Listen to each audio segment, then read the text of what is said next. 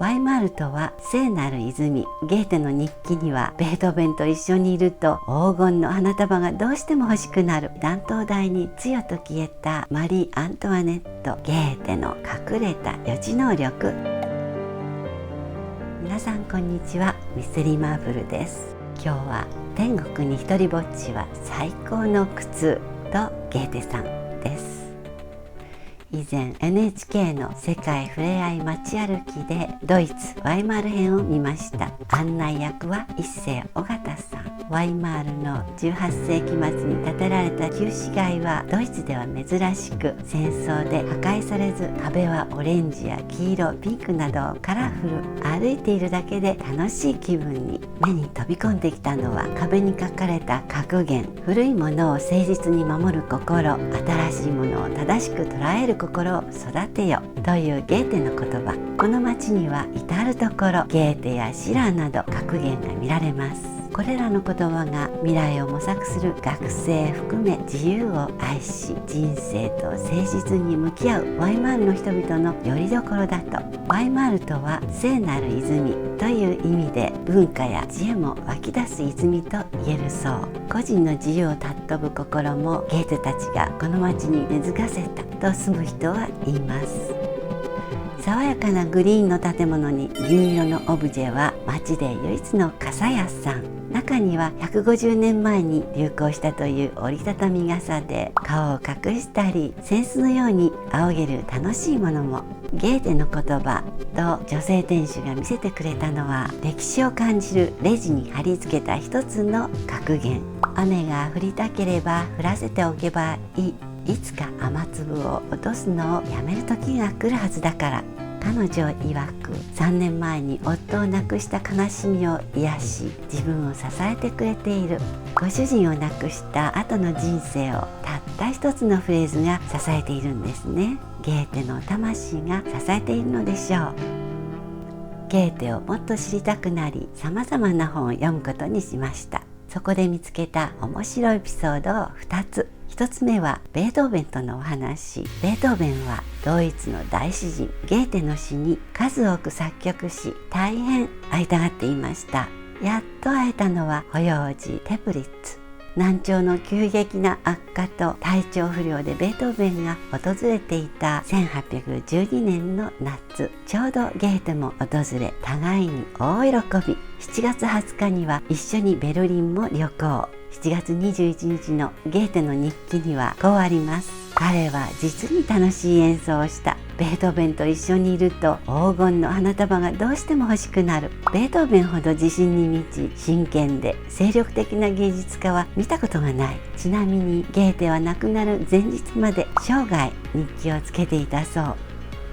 ところが次第に2人は性格の不一致に気づき始めます。それを表す有名な話。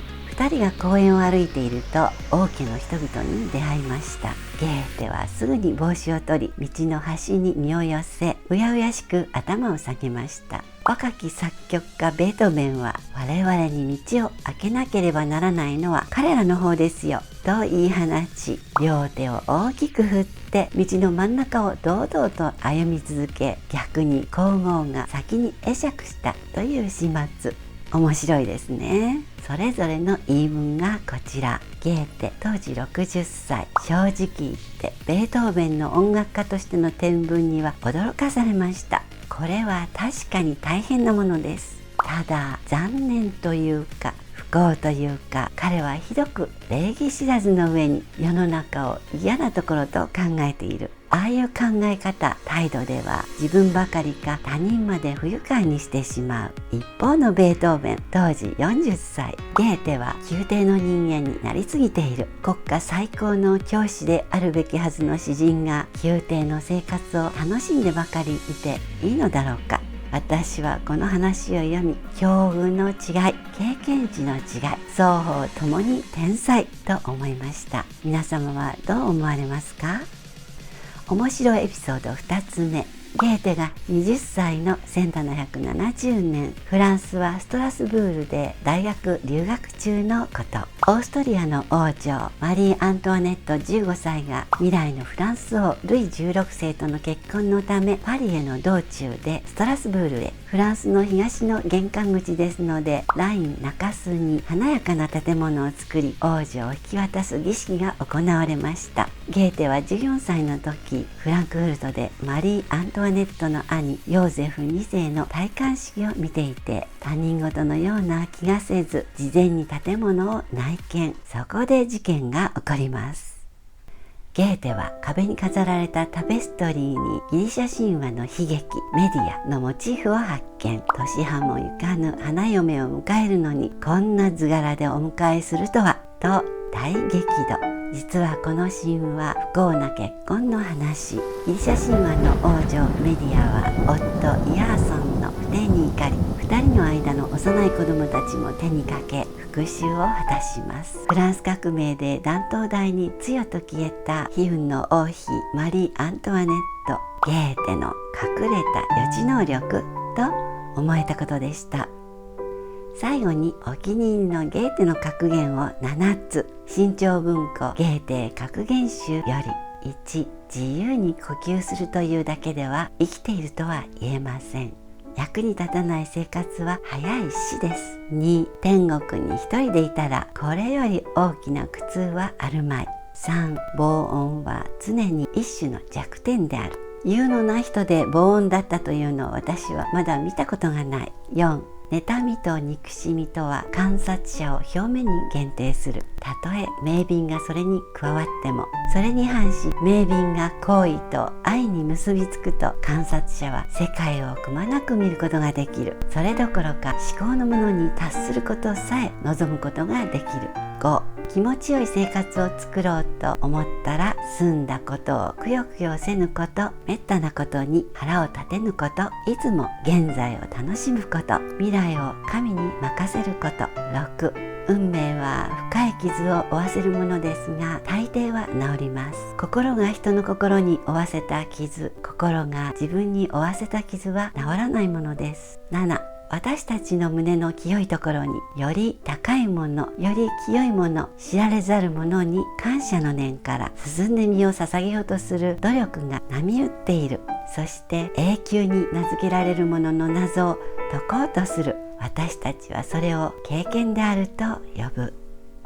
これらを読むと心にスーッと涼しい風が吹き抜けて気持ちが爽快になります。悲しい時、穏やかな時、何かの折にさっと開いてみると語りかけてくれます。ワイマールの笠屋さんがそうであったように、人として尊敬できる、信頼できるという思いが愛情に変わることってありそうとふと思いました。トルストイ、悪魔の仕業は見事でも神の仕業は揺るがない。付録レビュー。今日はルクルーゼ、ムック本、保冷も保温もできるビッグショッピングバッグブック。フランスの人気キッチンウェアブランドルクルーゼ。付録は人気カラーチェリーレッドをイメージした鮮やかなカラーのバッグ。レジカゴにもセットできるビッグサイズの保冷保温バッグでたくさんのお買い物にもピクニックなどに持って行っても役立ちそう。フランス語でるつぼを意味するルクルーゼ。うちのお鍋と同じ色。元気になります。丈夫そう。それでいて軽い。綺麗なルクルーゼでした。チャンネル登録、いいねボタンは喜びます。ではではまたね。